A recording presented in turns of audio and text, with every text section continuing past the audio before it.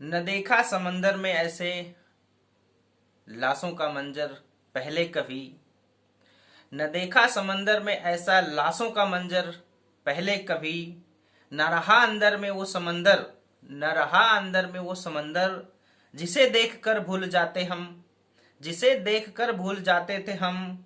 ऐसे विभत्स लाशों का मंजर, ऐसे विभत्स लाशों का मंजर, ऐसे विभत्स लाशों का मंजर, लाशों का मंजर, लाशों का मंजर। सादर नमो बुद्धाय, जय भीम। साथियों, मैं राजू राम रतन आज मैं आप लोगों से जिस मुद्दे पर बात करने वाला हूं आप लोग समझ चुके होंगे। देश ही नहीं, प्रदेश ही नहीं, पूरा विश्व आज हमारे देश को, हमारी संस्कृति, हमारी सभ्यता जो थी उसको किस नज़र से देख रहा है। आइए मैं आप लोगों को कुछ दिखाने का प्रयास करता हूं। पहली तस्वीर है, ये देखिए, जिसको मैं बोल रहा था।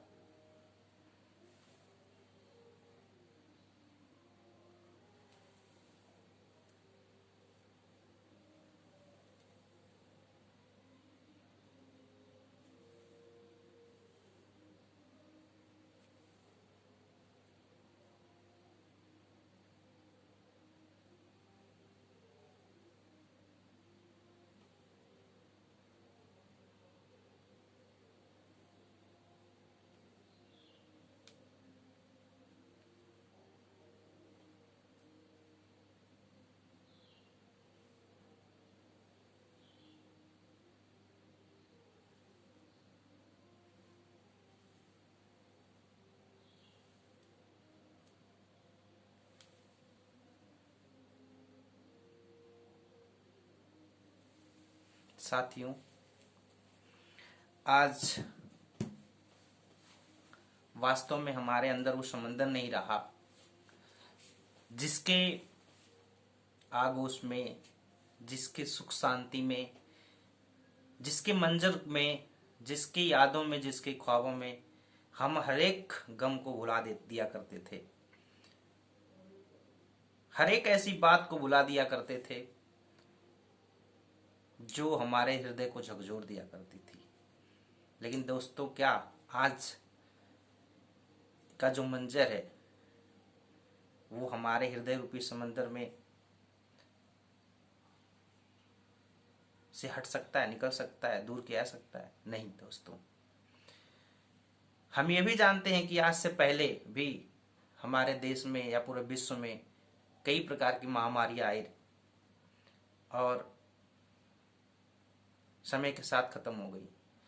खत्म तो समय के साथ यह भी खत्म हो जाएगा, लेकिन क्या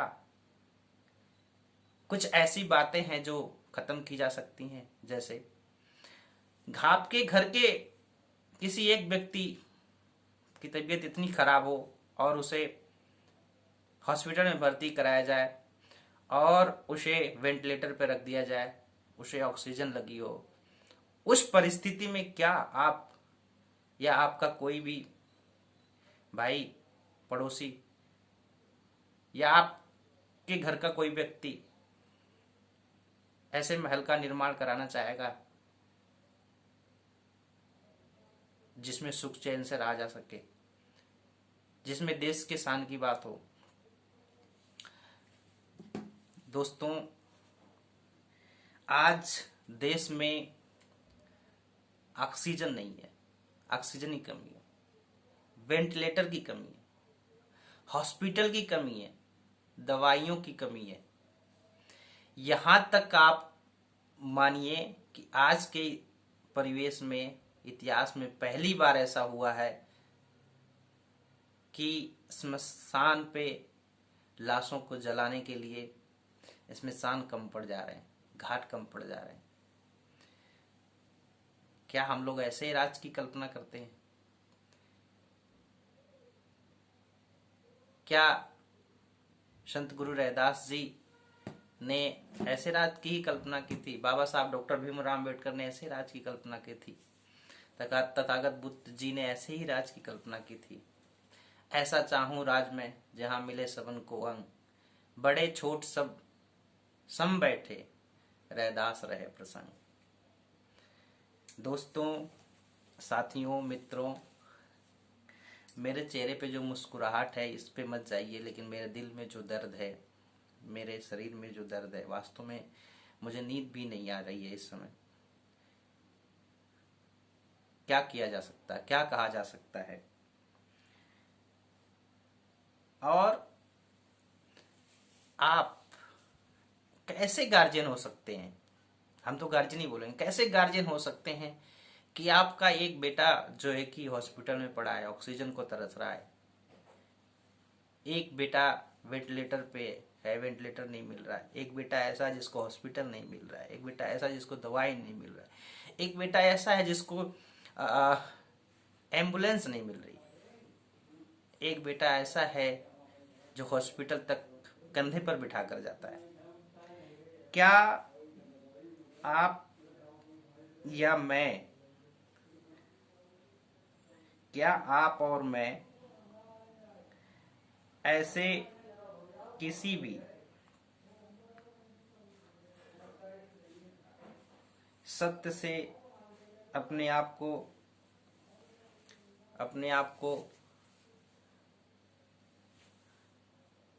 ऐसे किसी भी सत्य से अपने आप को हम लोग अनजान कर सकते हैं, रोक सकते हैं? शायद मैं तस्वीरें आपको दिखा नहीं पा रहा हूं सही से। ये है गोरखपुर का एक वीडियो, गोरखपुर उत्तर प्रदेश। अंतर्मन को व्यथित करता है और हमें बताता है कि सरकारी व्यवस्थाएं निष्ठुर और नाकाम है। गोरखपुर मेडिकल कॉलेज में कोरोना मरीज को स्ट्रेचर तक नहीं मिला, स्ट्रेचर तक नहीं मिला। कंधे पर लादकर भाई उसे अस्पताल लाया। छुआ पूछताछ काउंटर पर इतनी लापरवाही हुई, पूछताछ जो काउंटर होता है हॉस्पिटल का, उस पर इतनी लापरवाही हुई कि वक्त हाथ से निकलता गया। गरीब को एडमिट तक नहीं किया गया।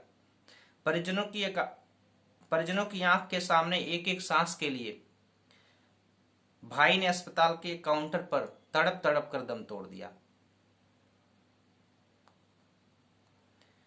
यही होती है गरीबी और यही असली असली भारत। दोस्तों, क्या मेरे घर का मेरा भाई मेरी आंखों के सामने, मेरा पिता मेरे आंखों के सामने, मेरी माँ मेरी आंखों के सामने तड़पती रहे और हम देख पाए? नहीं संभव है ना। लेकिन आज सब संभव हो रहा है।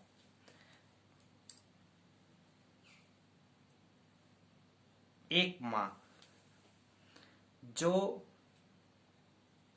ऑक्सीजन और एम्बुलेंस और दवाइयों हॉस्पिटल के अभाव में अब उसका बेटा जो है उसके कदमों में गिरा पड़ा है।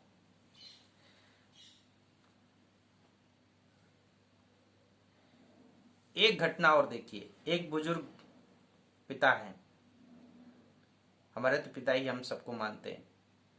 ये हॉस्पिटल में इनको एडमिट कराएगा, ये जो है कि कैदी हैं, लेकिन इन्हें जंजीर से बांध कर रखा गया है। आप कल्पना करिए, जो व्यक्ति 90 साल का हो चुका है, 85 साल का हो चुका है, वो व्यक्ति क्या हॉस्पिटल से भाग जाएगा? कैदी है तो। और उस अवस्था में जब उसको सांस लेने की तकलीफ है, उस अवस्था में जब उसको चल नहीं सकता, उस अवस्था में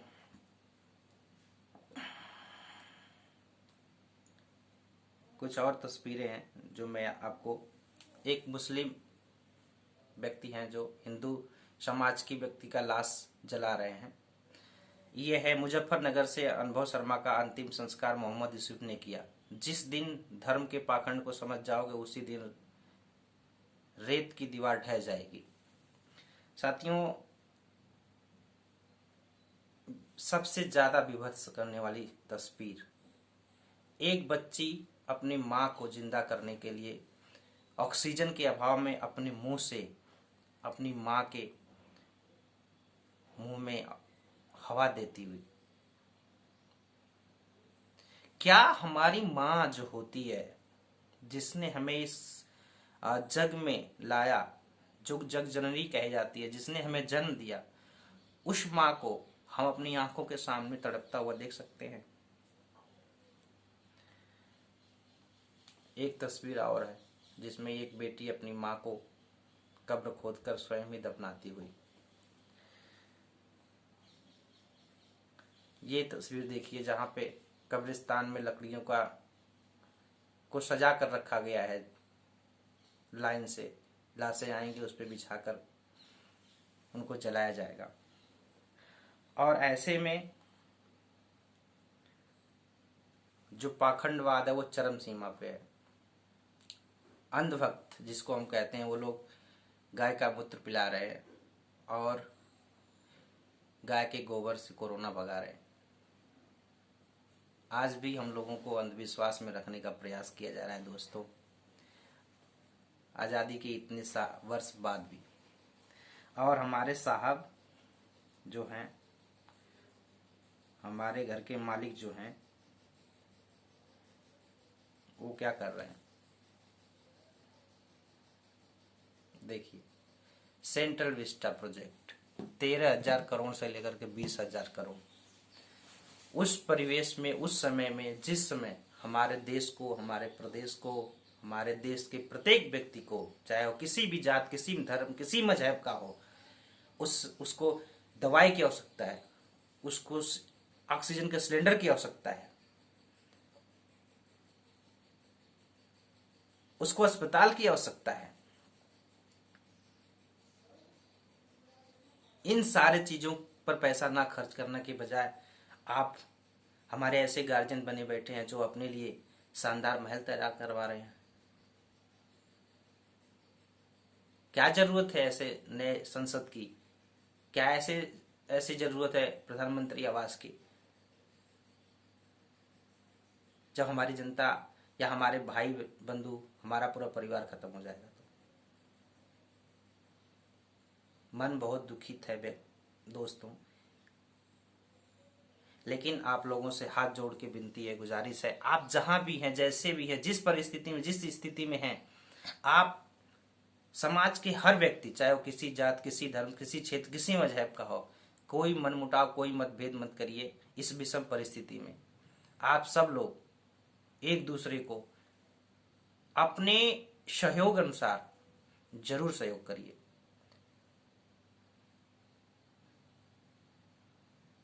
बहुत बहुत साधुवाद, सादर नमो बुद्धाय, जय भीम।